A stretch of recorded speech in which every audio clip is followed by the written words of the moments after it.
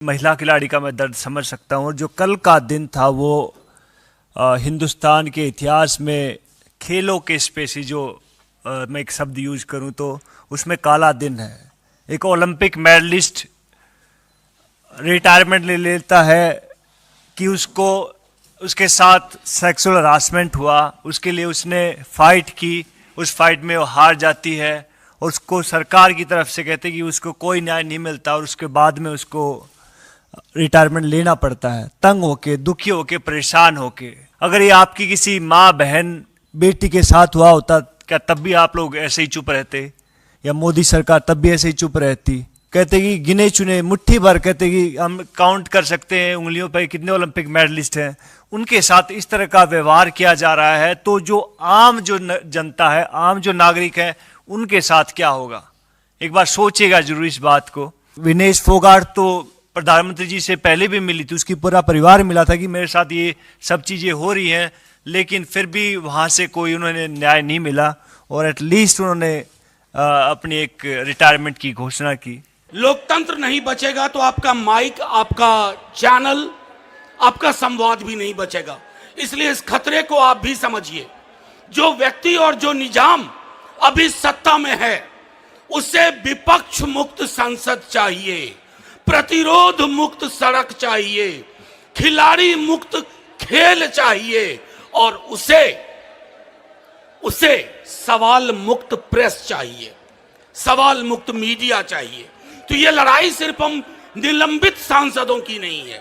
हमारे प्रधानमंत्री जी विदेश जाते हैं, अक्सर जाते हैं, तो वहां सीना ठोक के कहते हैं कि मैं लोकतंत्र की जननी वाले देश से आया हूं। जब बाहर जाओगे मोदी जी, किस मुंह से कहोगे कि लोकतंत्र की जननी के देश से आया हूं?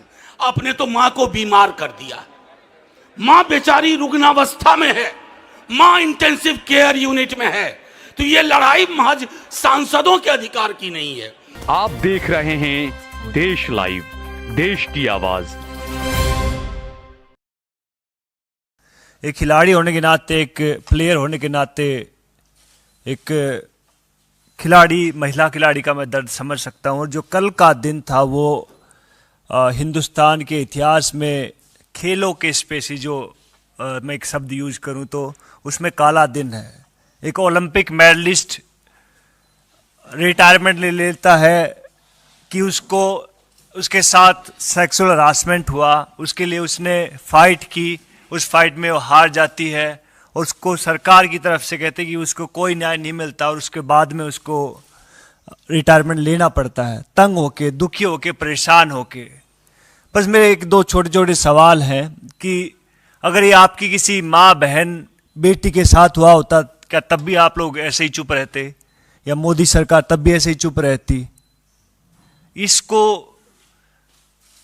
इस खेल के जो इन्होंने प्रोटेस्ट किया था उसको तरह तरह से बदनाम करने की कोशिश की गई। उसको कहा गया कि आप किसी कांग्रेस पार्टी से प्रेरित हैं, उसको कहा गया कि आप ये तो जाटों का एक प्रोटेस्ट है, तरह तरह के एलिगेशन लगाए गए। मैं गया वहाँ, पहले दिन से उनके साथ था, मैं अब भी साथ हूँ और आगे भी साथ रहूँगा, बिकॉज मुझे मालूम है कि खिलाड़ी की जो पीड़ा होती है वो इतनी आसानी से नहीं जाती, बिकॉज वो लड़ाई चाहते हैं, वो लड़ना जानते हैं। और मैं चाहूँगा कि उनके साथ न्याय हो और जितने भी लोग, जितनी भी आवाम है हिंदुस्तान की, वो एक बार जरूर सोचे कि भैया एक इतना बड़ा खिलाड़ी हमारे पास, कहते कि गिने चुने मुट्ठी भर, कहते कि हम काउंट कर सकते हैं उंगलियों पर कितने ओलंपिक मेडलिस्ट हैं, उनके साथ इस तरह का व्यवहार किया जा रहा है तो जो आम जो जनता है, आम जो नागरिक है, उनके साथ क्या होगा? एक बार सोचिएगा जरूर इस बात को।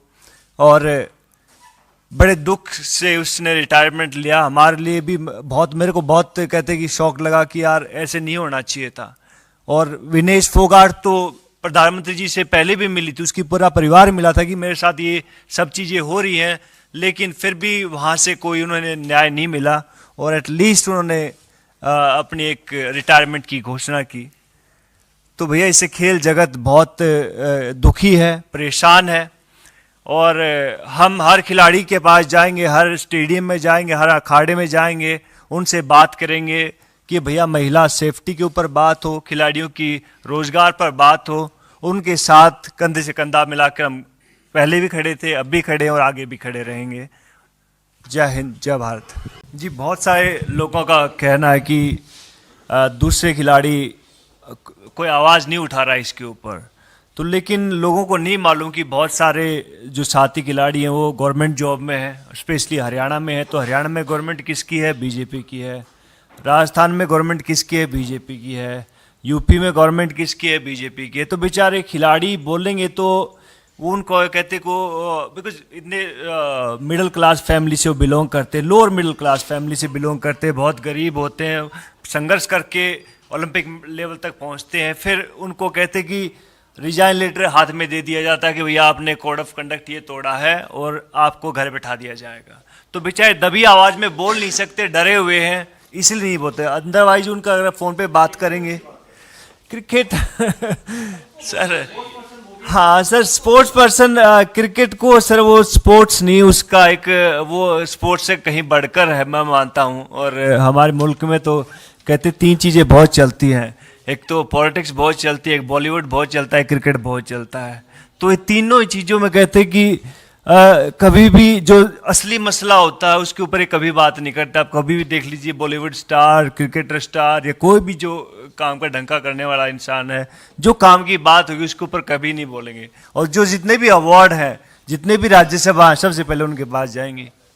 ये सच्चाई है, ये आप सबको मालूम है सर। लेकिन ये देश का दुर्भाग्य है। तो अपने जो रोल मॉडल हैं, चूज वाइजली। आप किसको रोल मॉडल मानते हैं? जो आपको हर मसले पर जवाब दे, जो आपके साथ हमेशा दुख में आपके साथ खड़ा रहे, आप उसको रोल मॉडल चुनिए, ना कि जो टीवी पे दिखता है उसको नहीं। बस एक बात कहूंगा, चूंकि नाम किसी का नहीं ले रहा हूं, ये सिर्फ व्यक्ति नहीं है, कई वर्ष इस गणतंत्र के आपके समक्ष, इस गणतंत्र के अच्छे क्षण के ये गवाह हैं। और इस गणतंत्र में जो विसंगतियां आई हैं उसके भी गवाह हैं।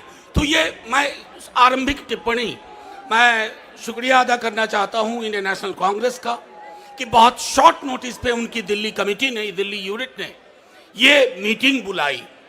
मैं शुक्रिया अदा करना चाहता हूं आप सबों का और मीडिया के साथियों का। साथियों, लोकतंत्र नहीं बचेगा तो आपका माइक, आपका चैनल, आपका संवाद भी नहीं बचेगा। इसलिए इस खतरे को आप भी समझिए। जो व्यक्ति और जो निजाम अभी सत्ता में है, उसे विपक्ष मुक्त संसद चाहिए, प्रतिरोध मुक्त सड़क चाहिए, खिलाड़ी मुक्त खेल चाहिए और उसे सवाल मुक्त प्रेस चाहिए, सवाल मुक्त मीडिया चाहिए। तो ये लड़ाई सिर्फ हम निलंबित सांसदों की नहीं है। हमारे प्रधानमंत्री जी विदेश जाते हैं, अक्सर जाते हैं, तो वहां सीना ठोक के कहते हैं कि मैं लोकतंत्र की जननी वाले देश से आया हूं। 150 सांसदों का निलंबन।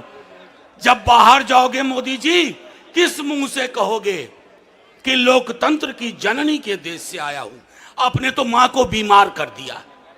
मां बेचारी रुग्णावस्था में है, मां इंटेंसिव केयर यूनिट में है। तो ये लड़ाई महज सांसदों के अधिकार की नहीं है।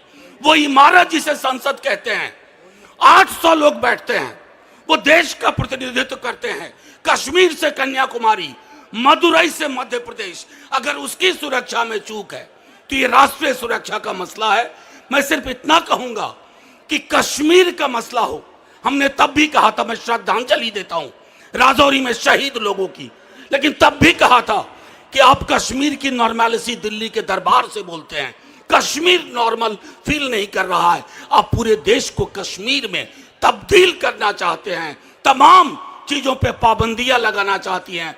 सड़कें जाग उठेंगी, सड़कों पे निलंबन का आपके पास कोई रास्ता नहीं है। कोई प्रिजाइडिंग ऑफिसर नहीं है जो मुझे कह दे कि सड़क पे तूफान ना मचाओ। मैं लालू जी की ओर से, तेजस्वी जी की ओर से एकजुटता का आह्वान करता हूं। जय हिंद।